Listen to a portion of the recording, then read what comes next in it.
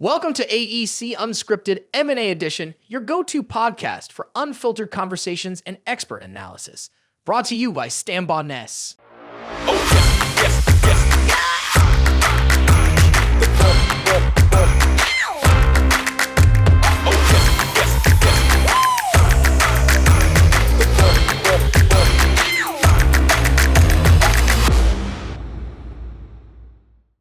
Welcome to AEC Unscripted. I'm your host, Jeff Adams, the Director of Mergers and Acquisitions at Stanbaugh Ness. Today, we're going to be exploring M&A through the lens of an experienced private equity-backed strategic buyer. I'm delighted to have joining me for this episode, Ernesto Aguilar, the CEO of Ardurra Group.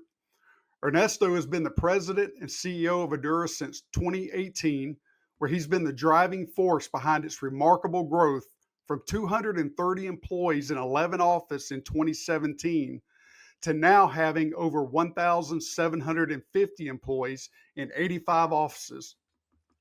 Much of this growth has been accomplished through an acquisition strategy that included nearly 30 acquisitions. Ardurra is currently listed as number 86 on ENR's top 500 list and number 147 on ENR's top 150 global design firms list. Ernesto previously served as the Chief Operating Officer at NV5 and as a Senior Vice President at Atkins, and he even founded and sold his own engineering firm. He holds a degree in civil engineering from Concordia University and resides in Boston. Ernesto, thank you so much for joining me today. Thank you, Jeff. It's an honor to be here. Appreciate the invite.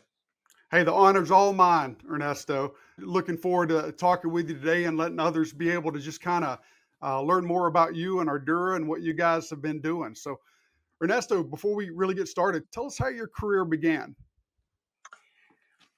You mentioned where I studied, Jeff. I actually grew up in Canada. I know people look at me, my first language is actually French, if you can believe it, Jeff. Grew up in Montreal, graduated as a structural engineer. Soon as I graduated, moved all the way to Vancouver, British Columbia. It's on the west coast of Canada.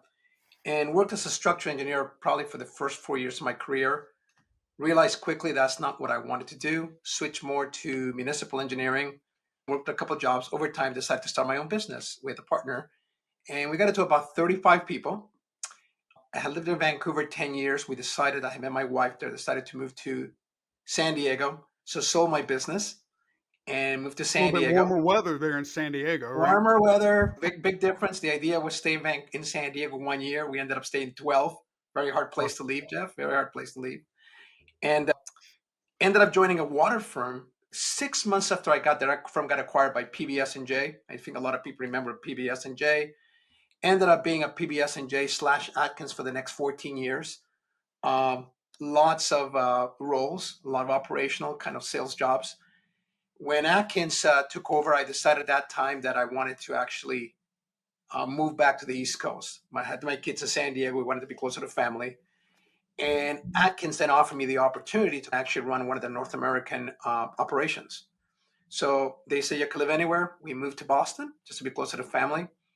Ended up doing that. And after a while, I had been there a long time, decided to try something new. Joined a firm that was starting up. So I joined NV5 when there were about 200 employees.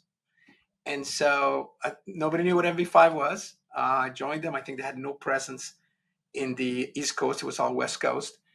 And I came in as Chief Operating Officer. And I think as many people know, that company exploded. Over the next 4 years, I think we did almost 40 acquisitions. Company, wow. I think, to 3,000 employees. Publicly traded company, went through an IPO. And at that time, it was time for me to move on. The company had changed. I learned a lot. There's a lot of things I wanted to do differently. And so there was a company that was starting up. It was Ardurra. A colleague of mine from NV5 had actually started a company with PE-backed. I was interested in PE. This is 2017. And the company that is Ardurra had actually started 6 months before I started talking to the PE guys. And that's how I ended up here. And when I joined, the company had about 200 employees.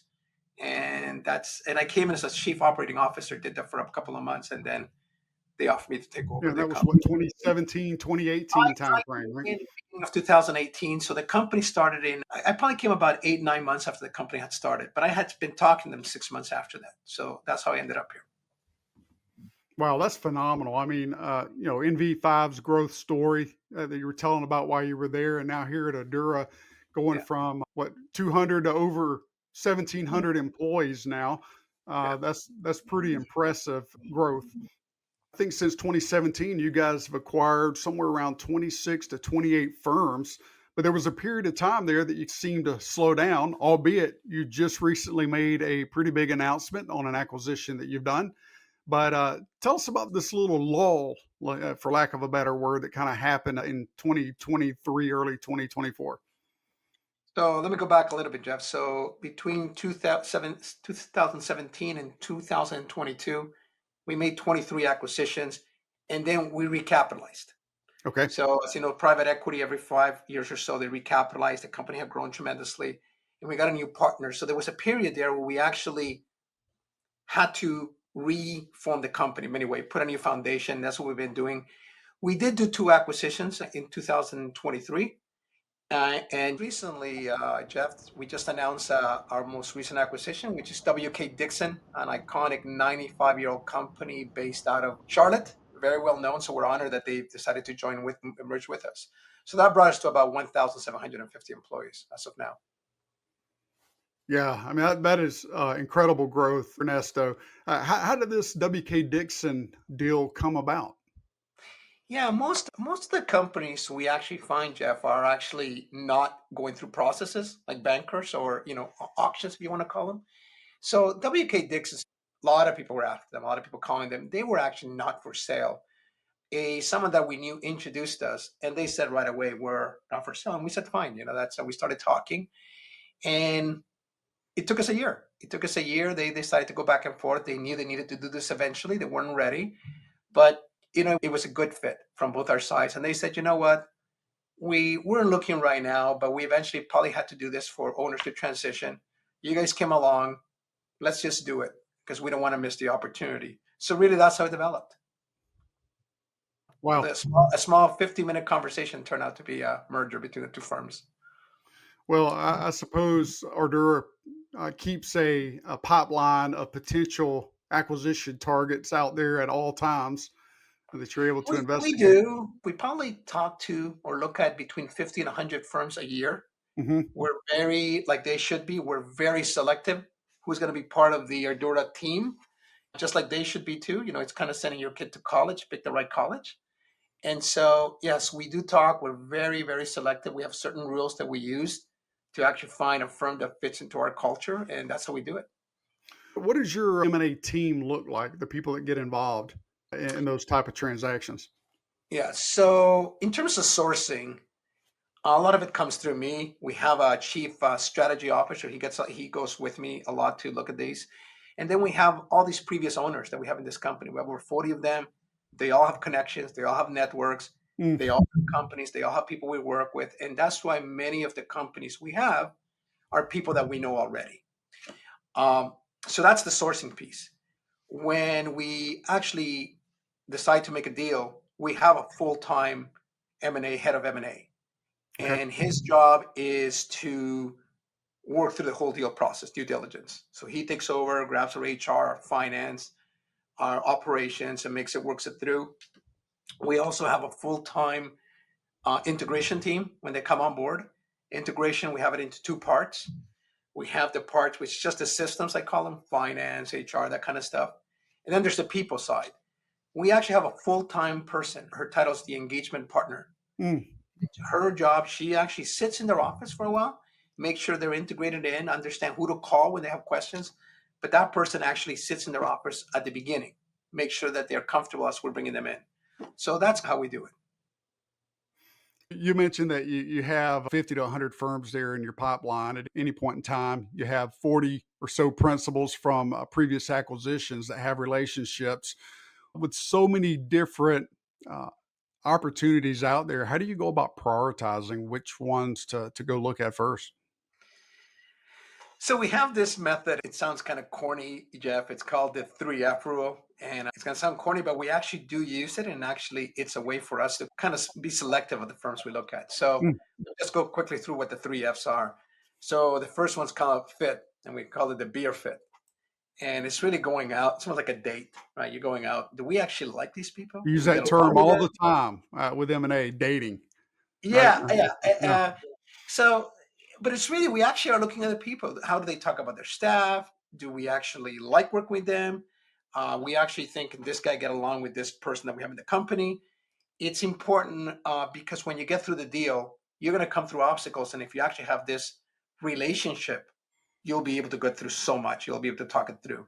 So that's probably over 60% of the deal. I'll be honest with you. Sometimes we've actually sat with some people. We're saying, yeah, this is not our buds. We're going to move on.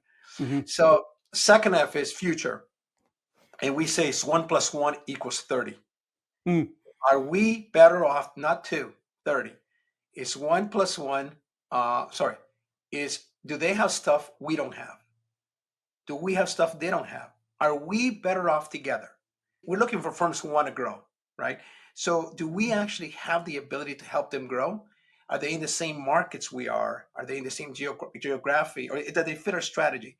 So the future together has to be way better than we are apart. Otherwise, there's no point. Then the third F is the financials, meaning when we make a deal, the money does come into play. Are they happy with what they're getting? We don't want resentment when they come in. And at the same time, is we think it's a fair deal for our shareholders and getting value. So all those three have to work. And we're also not looking for fixer-uppers. These companies have to be well run. They're maybe looking for reasons. There's always the cash in part, Jeff, that's understood. But we're looking for people who actually want to, maybe they don't have the capital to grow. They want to provide opportunities to their employees. These are the firms that we are looking for that we believe we can help, and we want them to be our partners. I like that, the 3F rule. So fit, future, and financials. That's right. So let me ask you about, let's just dig deeper into each of those a little bit. When you talked about fit, you mentioned some of I'll call them superficial for lack of a better word, but Right. superficial type things, do we get along with them? Can we carry on a conversation? Yeah. Things of that nature. How do you dig deeper on culture? And what kind of attributes do you look for to determine whether or not that target firm will be a good fit inside the Ardurra team? I'll give you a quick story, Jeff. We actually, this was many years ago, we actually talked to this firm, and the owner, we just didn't have the same personalities, I'll call it. But it's almost like dating. The company was incredible, but the leadership did not fit with us. But we said, we can change him. We can change him, some of our guys. It's almost like, it's really like a date. So we went to the second date. No, same thing. Mhm. Then I actually went to the third one and realized this is not a fit. So really, you have to be true to yourself, even though sometimes you're in love with that company. It may not be the right fit. So what are we looking for? We feel the way we run our company, we have very low turnover, Jeff, extremely low turnover in our company. We let the employees, they actually come up with the benefits. They actually come up with all the programs in the company. That's part of what all the employees are forming this company. So we're looking for companies that treat the employees the same way. I know everybody says that taking care of the employee, but we really take it seriously. Mm. It's an acquisitive company. So generally acquisitive companies, the theory is they have a lot of turnover because people get worried. And we like to fight that theory. And so the companies we're looking for are people that have a culture. Our job is not to go change their culture, but to take care of their employees and do not have a high turnover rate. They value the employees and service they provide to their clients. And so we do ask a lot of questions. We do look at what they do. We do talk to their staff below when we're doing the deal to see what they feel about their leadership. So that's how we do it. Okay, good. When you were talking about just the way you go in and look at different people, and the first date, the second date, it reminded me of this saying I've heard before: when people show you who they are, believe them. Yeah. Right. And Yeah. I think sometimes we're like, oh, no, we can change it. We can make it different. We can get caught up in that. I call it the M&A game, the competition of it all. And it can get a little over enthusiastic, but it's good that you're able to sit back and just kind of reassess that and think, wait a minute, is this really going to be a good fit for us or not?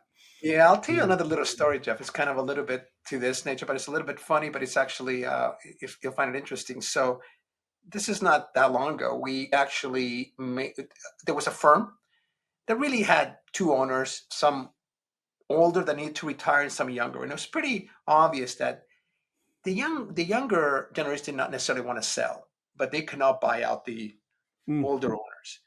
But they talked about, and they came back and said, no, we're ready to move forward. So we went under LOI, started the deal, started the process, and it was very slow. And it became pretty obvious that the younger team that was on board was not on board. They did not necessarily want to sell. So I called them and I said, look, I gave you a proposal. I gave you a ring, i.e. the LOI. You accepted my proposal. I've been trying to set a wedding date that we can get married, and you keep putting it off. And this person looked at me. We're not ready. You're not ready to settle down. You still want to be young and have fun.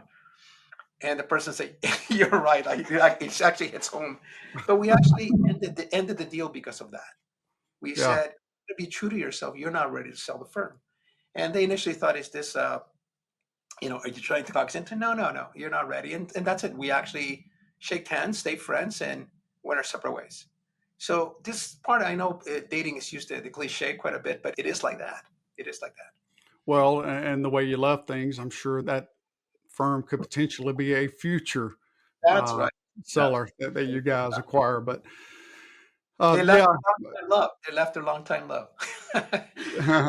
well, we see that frequently, quite honestly, where there's firms where the majority owner wants to think and sell, doesn't see the opportunity for an internal transaction to take place for various reasons. But then those minority leaders or that second generation to be owners just are less than enthusiastic when they get involved in it, and the buyers realize that. And Yeah. what would you say to sellers? I think that's one of those things that sellers need to focus on when they're preparing for sale. What's your advice to a seller? I think the sellers need to decide what they actually want to be, meaning what kind of partner do they want. I would advise them not to go just for the money. This is many times this is going to be your life going forward. You don't want to be stuck with a partner just because they have the highest price. Mm-hmm. So that's number one. And I actually advise them to ask questions. So when I'm getting into what's going to look like? Some firms, I'll use WK Dixon, which is our latest one. They actually came down and met with 3 of our previous companies we acquired. They wanted to know, how did it go? How did the process go? They actually met with each one and asked, how was the integration alone? We weren't part of it. And so they did their homework. They wanted to make sure their staff, it was going to be a good fit for them. We like that. We like that because we think this company's taking this very seriously, wants to make sure it's a good fit for them too, which will make it a good fit for us. So do your homework. If you're not ready, don't do it. People think sometimes they have to do it or part of it. You got to be ready. You should have no regrets. There's the other advice. Don't wait too long. There is a point where some owners wait too long, and it's all about people. Those relations are going to be gone. They don't have a long time frame, and the value of a company is not going to be the same. So have a plan, right? Don't wait to the very end. Have a plan of what you want to do and do it. Yeah, that's some great advice, Ernesto. So when you look at firms thinking in the past, would you say you've always assessed culture correctly? Have you gotten it right every time? We got it. There's one or two in my career, Jeff, and You I've don't only have been to in name names.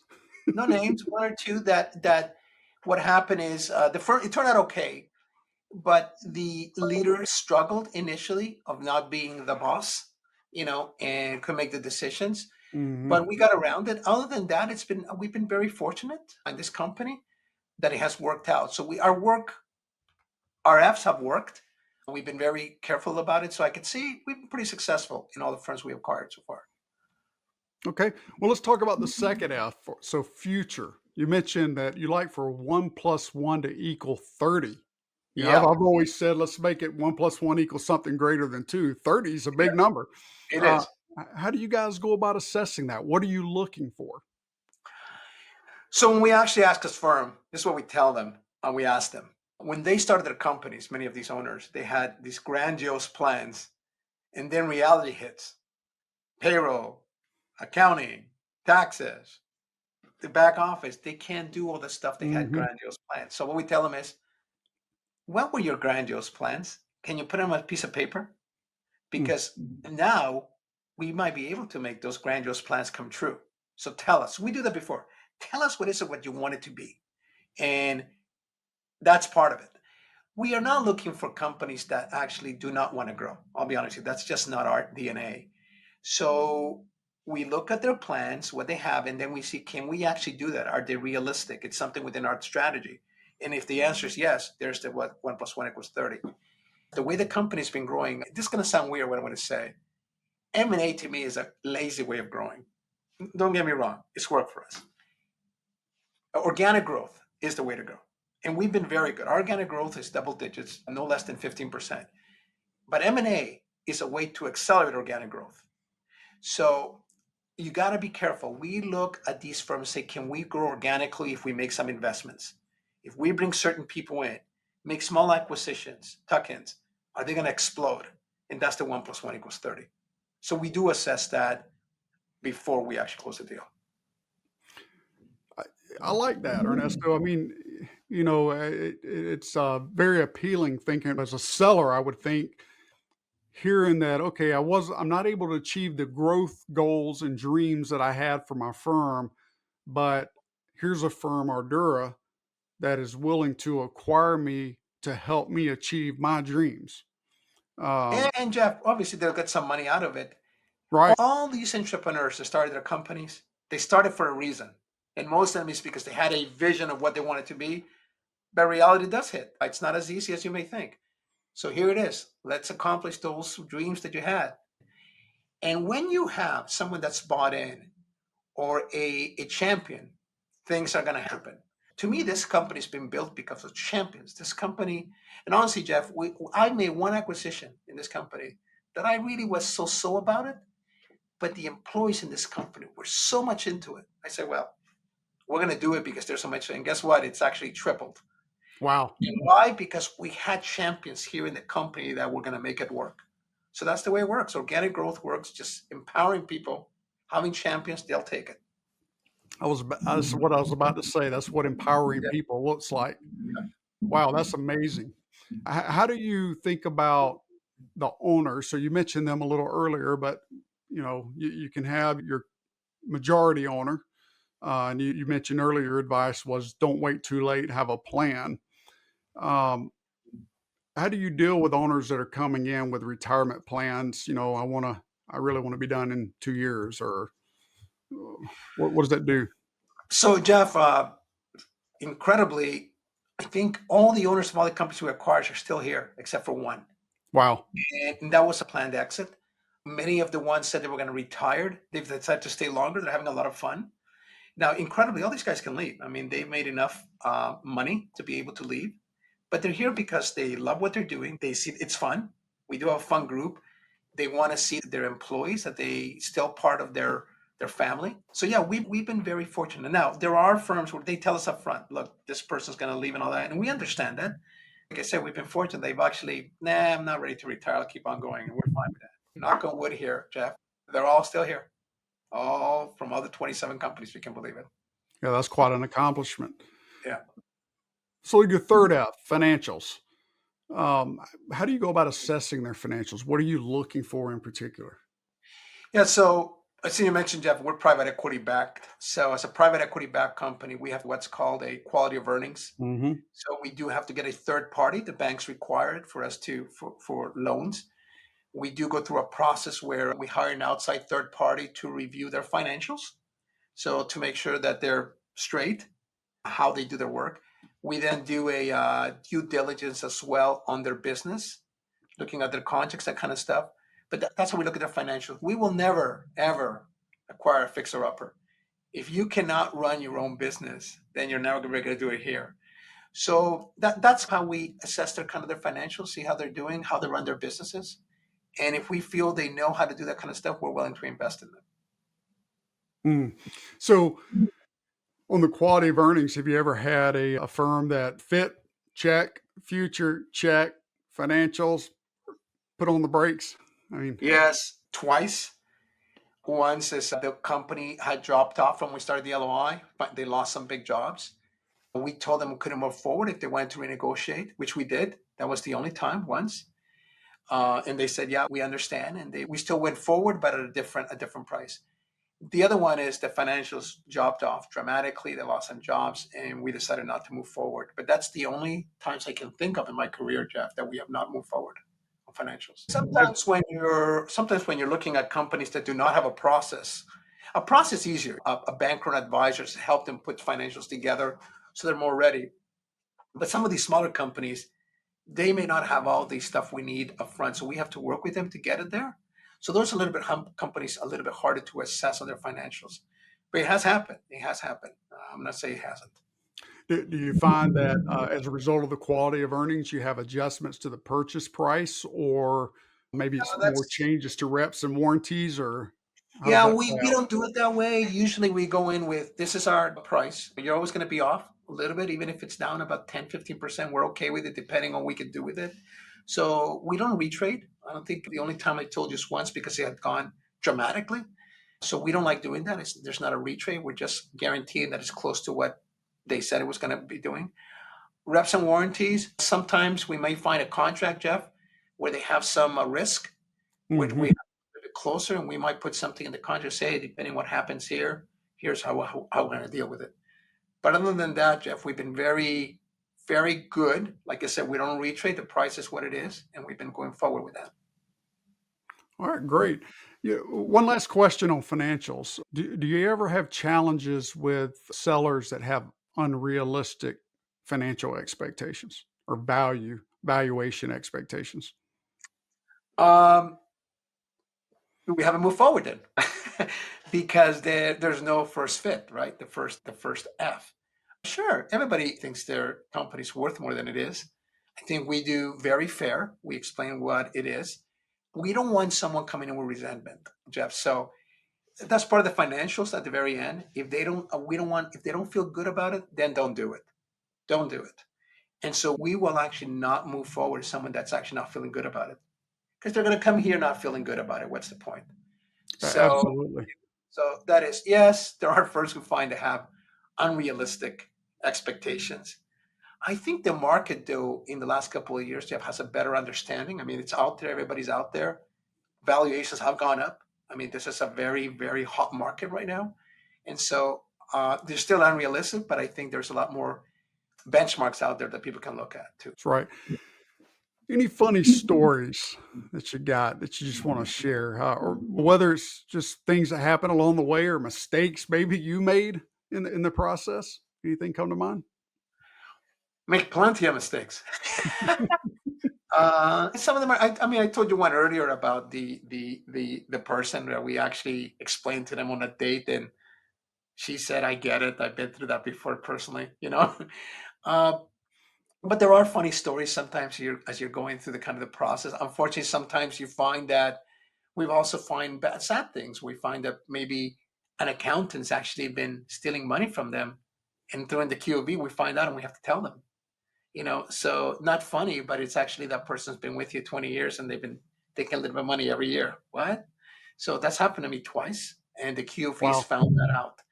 And so it's kind of eye opening sometimes how people react when we find a lot of stuff that's going on in their business they didn't know about it. Some good, some bad, you know. So Yeah, that's not exactly what you go into a Q of E expecting to find, right? no, no, Uncover some fraud going on in the no, organization. no, It's like, no. wow, We've had a. I've seen ridiculous. I've seen once a company, a couple employees, they actually had major expenses on haircuts. And we thought that was weird. And it turns out they had a spreadsheet of percentage of time they spent in the office, and they charged it to the company because that the haircuts were meant to bring more business in. And I've never seen anything like that, Jeff, where wow. someone did spreadsheets and a whole bunch of employees to actually do this an expense. So they had a haircut expense. I don't know if you ever seen that, Jeff, but I've never seen Yeah, that. I've never seen that either. Yeah, yeah, Wow. yeah, So what advice would you have for buyers out there?